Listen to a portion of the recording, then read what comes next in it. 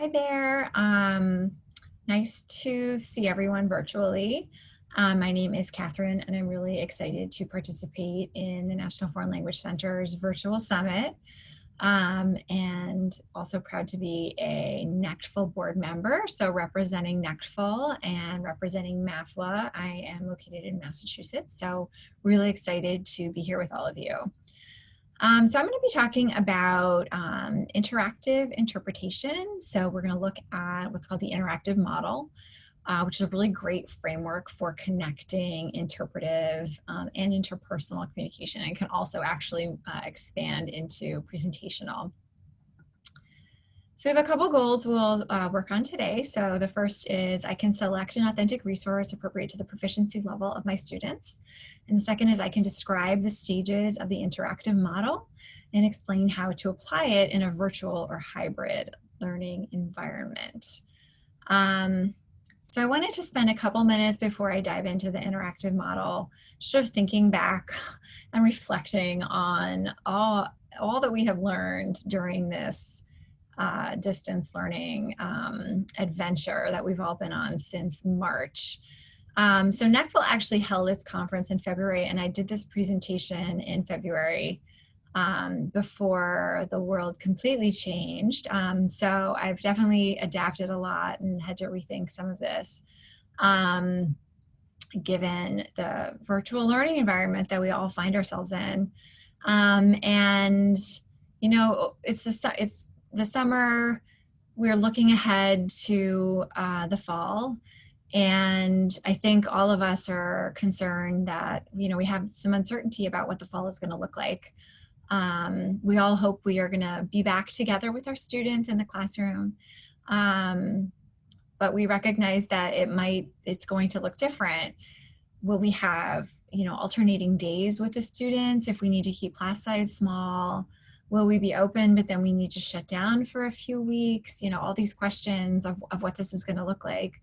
So as much as I think we'd all like to just end the school year and say, distance learning, we're done with you, I think the reality, we need to prepare ourselves for the fact that we may be with distance learning in some shape or form for a while now. So I had some questions just for us to think a little bit about. So one of them is just really, when we went to distance learning, so mid-March, everything shut down. What did we lose? So what can we just not replicate online that, you know, that we would otherwise be doing in the classroom? And I think for me, the big thing is the interpersonal, just the human connection. You know, despite all of these amazing technology tools, it's just not the same as sort of sitting face to face with someone and interacting with them. You know, we're trying to replicate that, but it's just really difficult. So for me, the interpersonal piece, making a human connection, you know, we lost that with distance learning. And so we need to just sort of be aware of that and think, well, what can we do? And then that really brings me to the next question. So how does that shift when we come back together in the fall, whatever that's going to look like, and we actually get to sit down in the same room with our students? How is that going to change how we use our classroom time? I think it's in all likelihood going to have a really significant impact on how we value our classroom time, because, you know, we're not going to be sitting our kids down and say, oh, good, you know, sit here and do this worksheet that you can do independently on your own at home. If you're in my, you know, you could just sit with me. I need to interact with you. That connection is finally back. So that's really going to shift the way we think about our time with students in the classroom. So I have 3 big takeaways that I wanted to share from my learning through this distance learning experience. And I share these as not only a teacher, but also a parent of 3 children, a middle schooler and 2 elementary school kids. So I'm also helping them at home, you know, figure out what they need to do from what's been sent home from the teacher. And so I'm sort of observing it as a parent, and then for my own teaching also. I think the first takeaway is the need for just incredibly clear well-structured, well-organized, well-scaffolded, independent learning tasks. So if I'm sending something home for students to work on, this is an independent learning task for them to do. And from watching my own kids, if they don't know how to do it, they're just not going to do it. And that's it. And they can't, you know, in the classroom, they could turn to you and say, oh, I don't understand. At home, oh, didn't understand it, and just not going to do it. So the importance of just being really well organized. My son he's a middle schooler. He's got all these different teachers. The Google Classrooms are all organized in really different, often messy ways that just make it hard for him to figure out what he's supposed to do, and for me to figure out how I'm supposed to help him. So I think this is one really important takeaway. The other one I would say, we cannot give up on our principles of communicative language teaching. Our students deserve this. You know, we're being asked to do so much right now as teachers. We are not paid enough. We are not respected enough. But our jobs are just the most important jobs in the world, and our students deserve the best from us. The temptation to just worksheet the kids to death.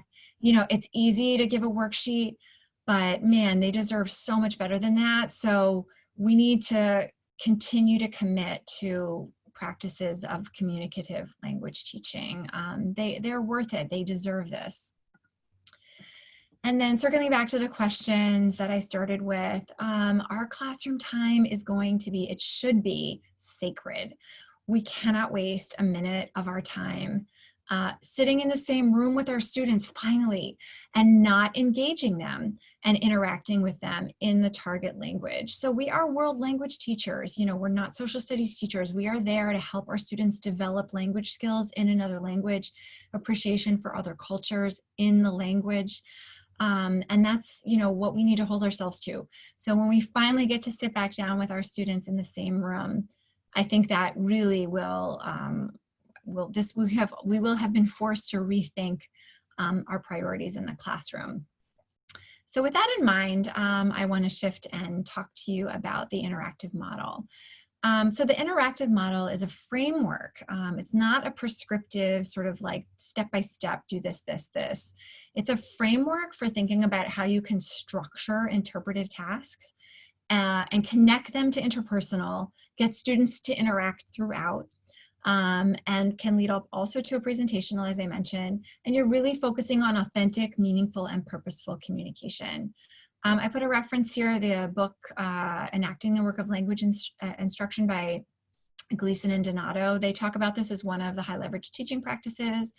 If you use the teacher's handbook in grad school, you may also have encountered it there, but it's a research-based, again, not strategy, but structure, framework for leading students to interpret authentic text through interaction. So to contrast a little bit the traditional versus contemporary approach to reading. So if we want students to interpret, we want them to read something or listen to something. So traditional model, we're thinking about reading and listening as like a comprehension exercise. So my goal really in this model is just to practice your reading and listening skills. So I'm going to give you something to read with the goal that you're going to practice reading. So you're going to read or listen to the text. I'm going to ask you some comprehension questions. The interactive model really shifts. And our goal here is to now use an authentic text to inform an interpersonal discussion and a presentational activity or assessment. So there's a reason for the text. I'm going to do something with it. I'm not just practicing my reading skills here. I'm reading in order to talk about it, in order to do something with it. So the question that I would ask as we're going to look at authentic resources, why am I reading or listening to this text, this particular text that you have selected? What am I going to learn from this? What am I going to do with this information? And I think that's a hard question for us to think about sometimes when we're selecting this. We might just have a cool text. We're like, oh, I want them to read this. Okay, wait a minute. Why? Why are they reading this? What are they going to do with it? So before we begin the phases of the interactive model, we have to start with choosing an authentic resource. That's an important piece here. So an authentic resource, as many of you I'm sure are familiar with by now, is something by a native speaker for a native speaker, not something by me, the French teacher, for my students. And I want to just sort of talk a little bit super briefly about some of the research behind the way this model is structured, and also how, so when learners are interpreting a text, how do they actually, so what do they do? What are they looking for? How are they interpreting? How are they figuring out the meaning here? So there's sort of two approaches, and we do both of them. So this is called top-down and bottom-up processing. So top-down processing, I'm reading something or I'm viewing something, and my top-down processing is where I'm drawing on contextual clues and background knowledge. So all of us have background knowledge.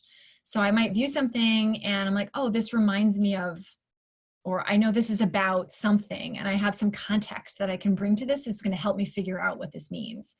And then there may be some clues in the way that it's written. So there's sort of a big picture that I'm looking at, sort of scanning to get my information.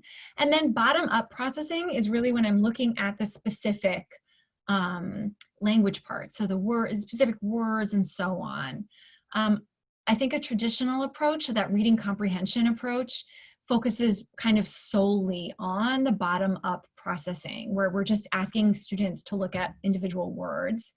And the research shows actually that we tend to rely more on top-down processing to interpret meaning. So we need to incorporate both into what we're asking students to do when they're interpreting something. So I've chosen this resource. I love this authentic resource. So a lot of the times teachers will say, well, I teach novice students and I just can't use authentic resources with them because it's too hard. So here's a resource. So I do not speak Italian. So I'm a novice low or below in Italian, and maybe you are also. So take a minute to look at this, and I'm gonna guess that you can probably figure out the main idea and even some supporting details, even if you don't speak Italian. So why? So what is it about this particular resource? So again, top-down processing. Looking at this, I'm scanning, there's some images. I have some background knowledge about food and healthy eating that I can bring to this. That's giving me a sense of what's going on. Then I can look my bottom-up processing. Maybe I can pick out a couple words that are cognates and figure out what this is meaning. So both of these things are helping me figure out the main idea, and maybe a couple supporting details here.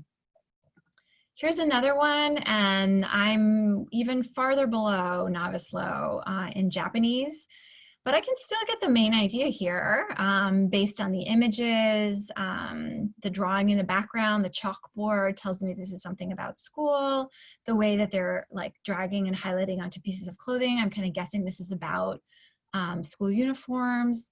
Now, because I don't read Japanese, can't look at the bottom-up processing, but a student would be, that has some language here could also do that.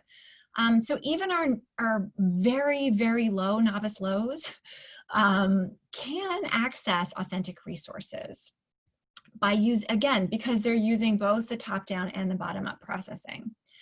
So when we're selecting an authentic resource for our learners, there's a few factors that we really want to keep in mind. So first, non-linguistic factors.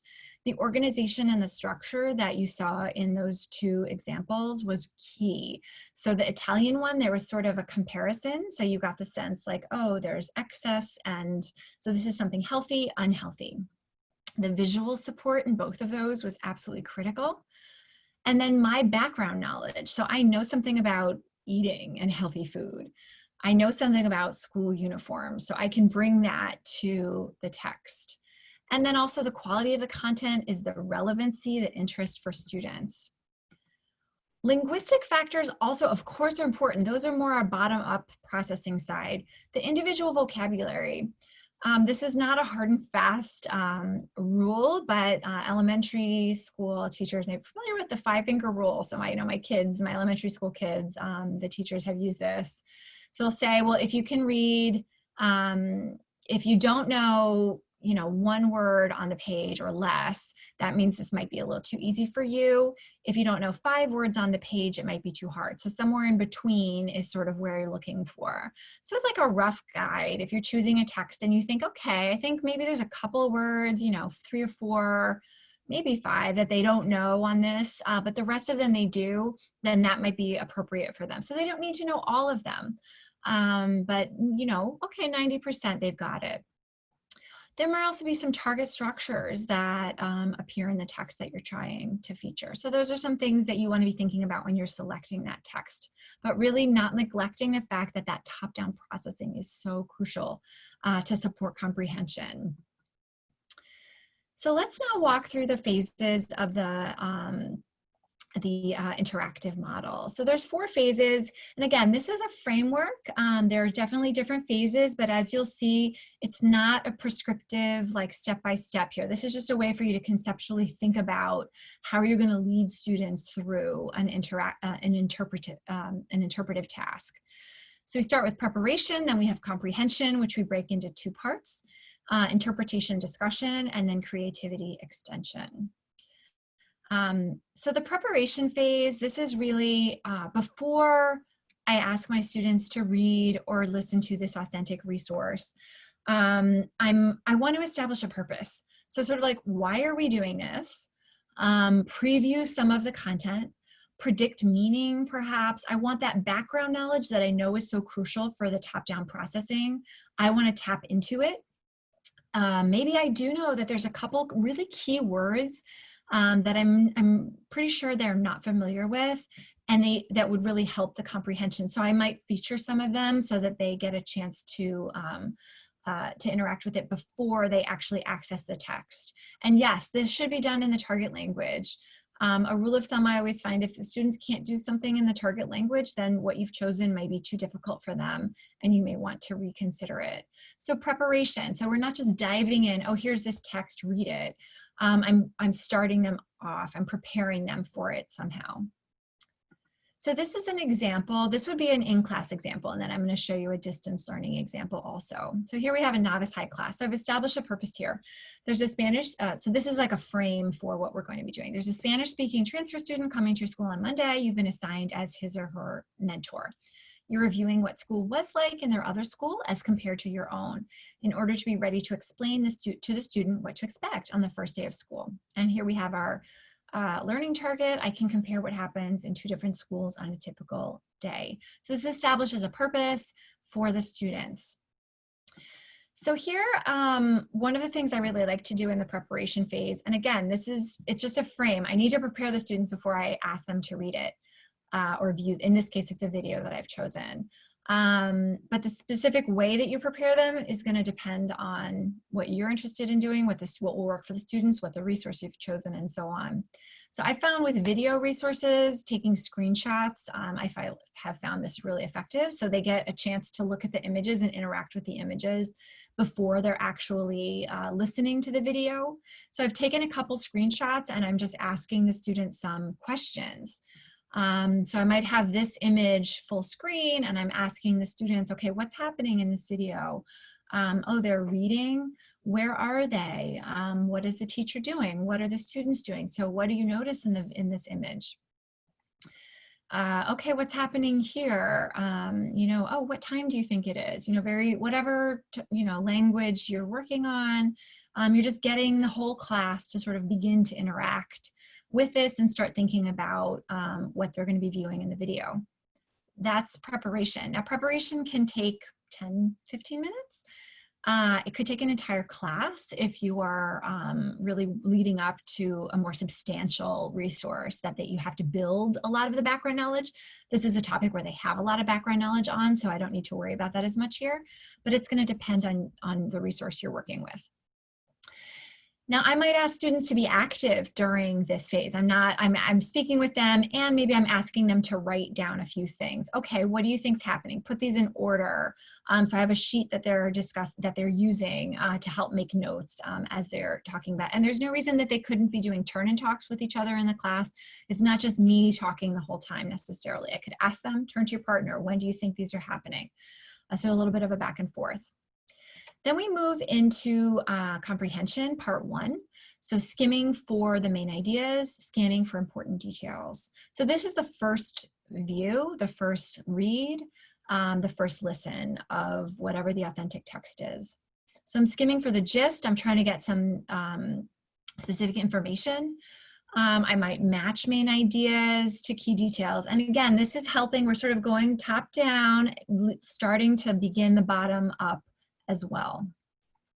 So here I might actually watch the video. So I will watch the video, sorry. And I'm asking students, in this case, again, it depends on the specific strategy you choose. So here I'm just having students jot down keywords that they hear. And I have 2 questions to ask them. Who is this video for, and what is the video explaining? And that's it. So they're just jotting down words, and they want to answer these 2 questions. So some details, big idea. The second part of comprehension is where now I have a second pass at the video or the text, so I can go a little bit more deep. So I'm scanning for more important details, and I can also guess meaning from context. So I'm watching this for the second time, and now I can interpret the meaning of perhaps those unknown words using some contextual clues, and I can make note of more specific information. So I'm gonna watch the video another time. And then I have an activity where I'm having students match some maybe unknown words to images to try to guess meaning from context. And then I'm going to give them a Venn diagram, because remember, I'm asking them to make a comparison to their own school. So they're going to note information that's similar or different to their own school. So here's an example of how they might be matching, and then I have them make note of how things are similar or different to your school. Phase 3 interpretation discussion is where we're using the text to discuss and make inferences. So I'm going to engage the class in a text-based discussion. So small group, pair, whole class. And I've come up with a couple discussion questions for them. So I might put them in groups and have a couple of questions. A caution with discussion questions is you don't want to just ask sort of the hunt and peck questions. So what time did school start? Oh, it started at this time. But then tell me what a day, so that was a hunt and peck, but a different question. What's a typical day like in this school for these students? What was similar and different between your school and this school? So trying to get them to discuss a little bit more. Phase 4, creativity extension. So we're using the text to expand into the interpersonal and presentational modes. So maybe I'm doing, and really this is sort of, the sky is the limit. You're connecting the text however you like. Do I have an information gap activity for them? Do I want them to do a role play? Do I want them to make a presentation? Or extension? Maybe now we've looked at one school and we're comparing. Now we're going to look at the way school works in another country. So tomorrow we're going to be looking at a different text and extending the topic, from a different perspective. I just want to say throughout these phases, so just phase 3 that says discussion, that's not the only time that the students are actually talking to each other. So as I said, you can build in turn and talks throughout. You can build in interaction with students throughout the model. It's really just this frame. How do I want to start, I want to prepare the students to read something. I want to help them comprehend, and I'm going to kind of lead them to get a little bit deeper with these 2 passes. Then I really want them to be discussing and interpreting, and then I'm going to have them do something creative with this, apply their learning, or extend into a new resource. So let me show you now an example of an independent learning task, so a distance learning. So I've taken these slides, and I'll share the link from where I got the template for these slides. So I've sort of mapped it out. Here's the phases, and maybe I'm sending something like this home to students to do. So again, organization, I want this crystal clear. Here's what you're supposed to do. So for the first part 1, preparation. So here I've taken an infographic. And our objective is I can explain the benefits of dance and contributing to a healthy lifestyle. So one of the things I enjoy doing with infographics, if I'm having students read them, is, and it depends on the infographic, but this one I think works really nicely, is I sort of blanked out the text other than the title. So they see the image of the heart, and then the actual text, I've covered it up. And I've embedded a video here in which I've spoken in Spanish. Hola mis estudiantes, En esta lección vamos a hablar de los beneficios del baile para la salud. Okay, so I'm explaining to them, so I'm still using the target language to speak to the students and to explain what I want them to do. Now you could choose to have on your slide here the directions written in English, so you know your students, you want this really crystal clear to them. I would maintain my role in speaking in the target language, but certainly here I have the objective for them, and in this video I'm explaining what they need to do.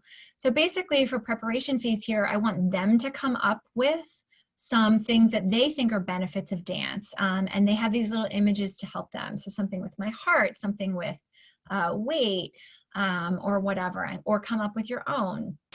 So this is preparation. Before they're actually reading the text, they're getting some background knowledge, thinking a little bit about it. And this could be something that they fill out and then they have to submit to me on Google Classroom or wherever, whatever platform I'm using. For comprehension, again, I have a little video explaining what I want them to do, which I won't play. And now, again, the first pass of comprehension, I want them getting the big ideas and maybe a few details. So I've pulled the little images from the infographic on one side, and then I've posted now the text. And what I'm explaining to them to do in the video is to match. So here you have an example of the heart one is matching over here. Okay, this one's bones. Which one would this one be matching to? So this is the first pass that they're reading this text. In the second part of comprehension, so now they're in the video with my directions, and I chose to have the directions written in Spanish. You know, you can decide to do differently with your students. I want to ask them to read the text aloud using movement. Body language to show the meaning. So I actually want to hear them reading it because they're at home. I want to make sure they're actually reading it, and I want to hear them say it. They're going to record themselves in Screencastify and then submit it in Google Classroom. And the gestures, the actions that they're going to do as they read are going to help show meaning, a little bit of a deeper meaning. For discussion, I still want my students interacting, so I'm going to ask them to go on Flipgrid, and their assignment is they have a friend who doesn't like to dance. You need to explain the benefits of dance, that are the most important benefits of dance. And I've given them 2 sentence starters. So dancing is healthy because a benefit of dance is that they could use if they need that scaffolded support. And then give your opinion and respond to your partner, to a friend. And then the creativity phase here, I am asking them to make a public service announcement, 3 to 4 minute video explaining why dancing is good for your health. So before I wrap up, I just want to share some of the tech tools that I used. The screens have not totally won, they've almost won. And as a parent, you know what I'm talking about. We've lost the battle, almost. So here's some of the tech tools that I used during this presentation. Slides Mania for the templates, Zoom could be a great way to meet with students. It's also great for recording. So I'm recording this video on Zoom. There's no time limit and it's free. Screencastify is great, but it has a 5-minute time limit. Pinterest for authentic resources. Bitmoji for characters of myself that just make it a little more fun. And then Flipgrid is a great tool to keep students interacting, even though it's remote. So the goals for this presentation, again, just to select an authentic resource appropriate to the proficiency level. So hopefully you have some ways to think about how to choose an authentic resource that will help be appropriate for your students. And then to describe the stages of the interactive model and explain how to apply it in a virtual or hybrid learning. So we looked at the in-class example and the distance learning example. So I just want to thank you for listening to this presentation. I'm really happy to be able to share and engage with people virtually. And I also want to thank the National Foreign Language Center for hosting this amazing virtual summit. So thank you all. I wish you the best of luck next fall. I know you guys are going to just do amazing. So thank you. Bye, everyone.